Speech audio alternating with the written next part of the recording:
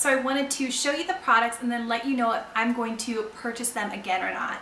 And then kind of once a season, I will go through my makeup drawers and then pull out each product and determine if maybe it's a product that I haven't been getting enough wear out of, or if it's a product that's gone bad. So I have quite a few things to go over today. I'm going to start off with products that I've used up.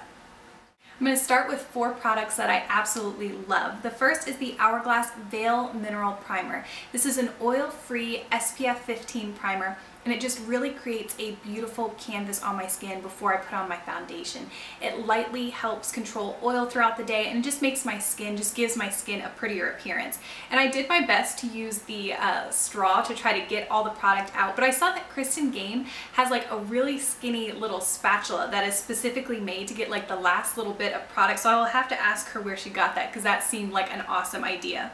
Next is a recommendation actually from you all when I asked the question about everyone's favorite eyelash primer, and this is the Lancome Cils Booster XL.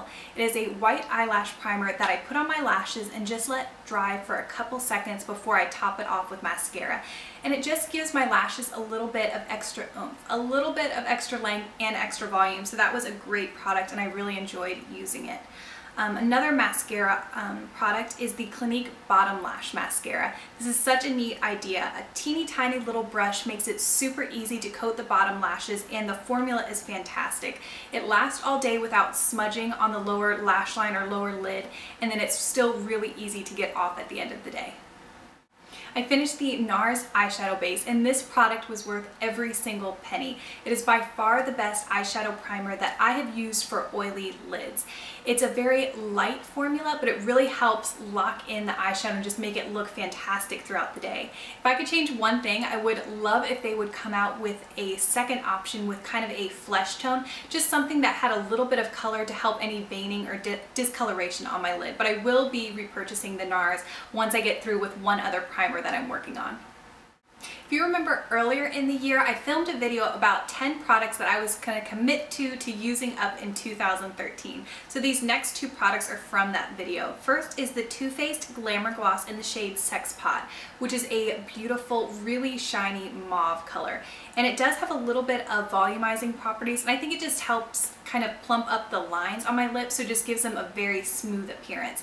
And I don't have to repurchase this because I do have a sample size that came in a Sephora perk. The next item is the Tarte Maracuja Creaseless Concealer, and I have it in shade Fair, and it took me forever to use this product up. When I first got it, I loved it. I really like the color Fair. It's really pretty and brightening underneath my eyes, but the longer I used it, I first realized it does crease, even though the name says creaseless. I have 2 kind of big creases right underneath my eyes, and it just, the product collected there.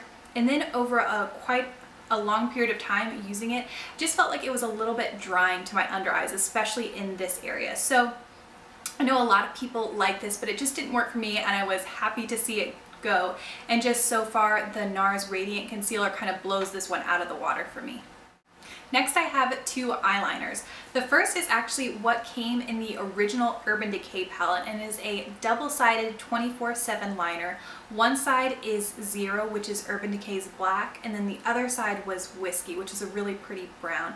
And I got a lot of use out of this, and then one day, which kind of makes sense because I have had this for a while, the Whiskey, I guess the product itself just dried up in the pencil and fell out. But I got a lot of use out of this.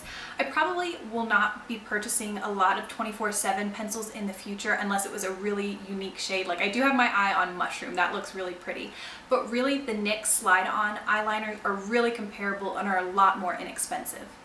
The other eyeliner is the Maybelline Master Precise by Eye Studio, and I have it in the color Black. And this is a felt tip liquid liner. And while this one was okay, I have 2 that I like better. For a felt tip, I really like the Stila Stay All Day. And then for a drugstore liquid liner, my favorite is the Physicians Formula Eye Booster, which is more of a brush tip applicator. But I like both of those better, so I won't be repurchasing the Maybelline again. I want to show you 3 cream eyeshadows, and unfortunately I didn't get through these completely. They either dried up or went bad on me. The first is the Maybelline Color Tattoo in the shade Bad to the Bronze, which is a very popular color for good reason. It is a beautiful bronzy brown, and I actually did get a lot of use out of this color. but I have decided that the color tattoos, when they go onto my lid, they're just not that smooth and they can kind of age my eyelids. So while I do love the color Bad to the Bronze, in the Buxom range, their Stay There Cream eyeshadows, the color Mutt is very similar to Bad to the Bronze. And the Stay There eyeshadows are just a lot of a softer, smoother formula, so they go on a lot easier on my eyelids. So I won't be repurchasing Bad to the Bronze, but I do love the color. Next is the Essence Stay All Day Long Lasting Eyeshadow in the shade 02 Glammy Goes To. And this is such a beautiful metallic shade, and the Essence line is very inexpensive. I find it at Ulta, and I loved this color. It was super metallic, so it definitely stood out on my eyes, and I would definitely consider repurchasing it because it lasted all day without creasing. It did dry up pretty quickly, even though I made sure to really tighten it and to store it upside down. So I'm either going to repurchase this, or I was in Sephora the other day and I was looking at the Bobbi Brown, some of their cream eyeshadows, and there was one color called, I think, Goldstone, that I think is kind of similar to that. So I will either repurchase the Essence or maybe try a Bobbi Brown for the first time. This next product is pretty amazing. It is the Benefit Creaseless Cream Shadow in the shade R.S.V.P. And I have had this for well over 2.5, maybe even 3 years, and this product is still creamy. I have never had to add alcohol or try to microwave it to bring it back to life. It has stayed creamy this whole entire time, and just in the past month or so it has started to smell a little bit off. So I don't want to put anything that has gone bad near my eye, but that is really impressive that Benefit can make a cream shadow that will stay good that long amount of time. So I would definitely consider repurchasing a Benefit Creaseless Cream Shadow in the future.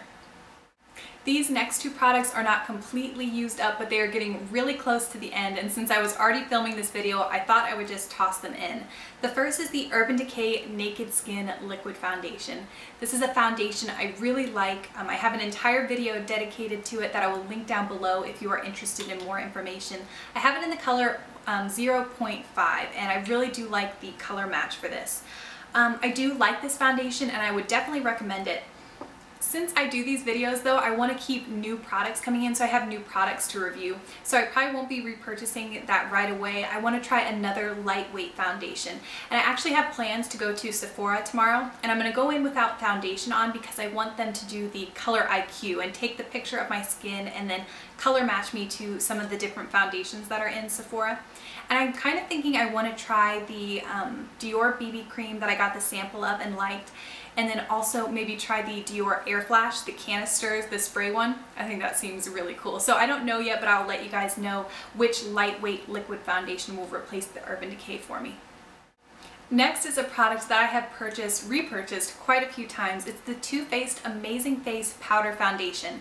And this is an SPF 15 powder foundation, and I have hit quite a bit of pan. And so I actually went into Sephora to get another one so I could have it as soon as I'm done with this. And they were actually putting out on display the new Kat Von D Lock-It Powdered Foundation. So I bought that instead, and I'm just going to finish using this and compare it with the Kat Von D, and then I'll let you guys know which one I prefer. As I was going through my different makeup drawers and pulling out different products, I came across the Urban Decay Oz the Great and Powerful The Glinda palette.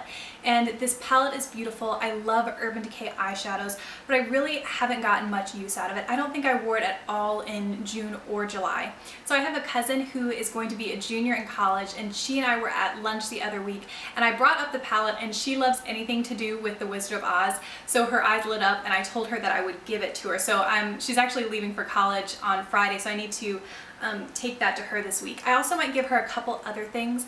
I never wear the Maybelline Vivid lipsticks, and they're such a great formula. I think it's just the colors I got are just not incredibly flattering on me, so I'm going to give those to her. I think she'll really like them. And I might give her a Makeup Forever cream eyeshadow. It came in a kit, and it's a very pink color, and it's just not very flattering on me, but she has a very olive skin tone, and I think it'll be beautiful on her.